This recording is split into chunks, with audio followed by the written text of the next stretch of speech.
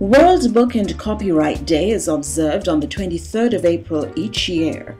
It is a date that is symbolic in the world of literature as it marks the death of several well-known writers including William Shakespeare.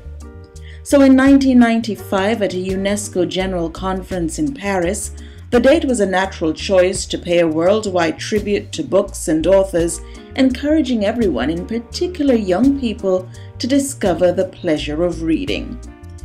In recognition of World Book and Copyright Day, the Caribbean Council for the Blind takes a look at the work of the Special Education Unit of the Ministry of Education in Jamaica. The Special Education Unit serves the disability population across the nation.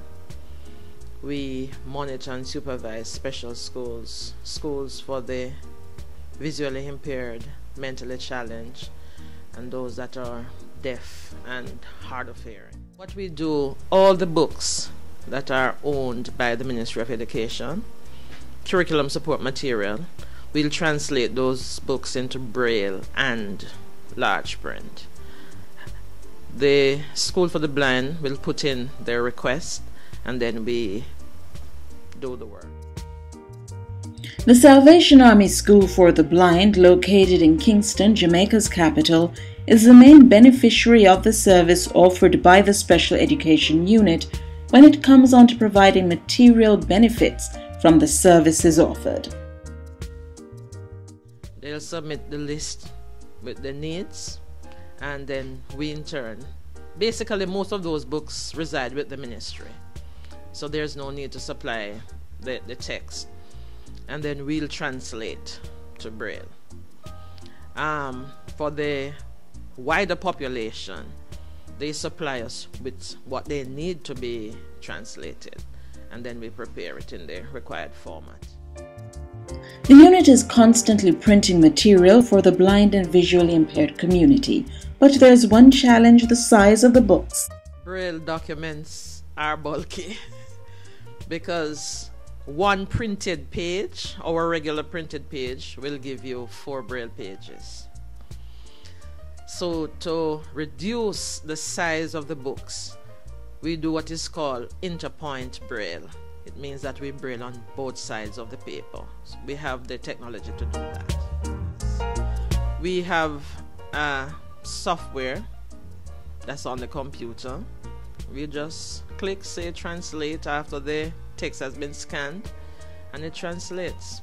Then we edit, and there is an embosser. We send it to the embosser and it is embossed. Comes out with those little dots. That is called Braille. She predicts that with the advancements being made in technology, the role played by the Special Education Unit could change sometime in the future. On the market presently you have Braille and Speak, where the person can just speak and get the information on the machine. They can print and it comes out as Braille or print. So it is getting there. It's just that it's not fully in Jamaica, and the cost will not allow some of our students to access that sort of equipment. We have been producing text for students at the School for the Hearing Impaired, namely Danny Williams. All they need is large print, so we produce large print for those students. But if they're suffering from low vision, they might be in other schools. And we also provide text for some students who are in mainstream schools in form of large print. The problem we're having is if the students are not exposed to Braille, where they can do their own assignments, write Braille the answers, and then transcribe that to print, then it is going to be a problem in the mainstream.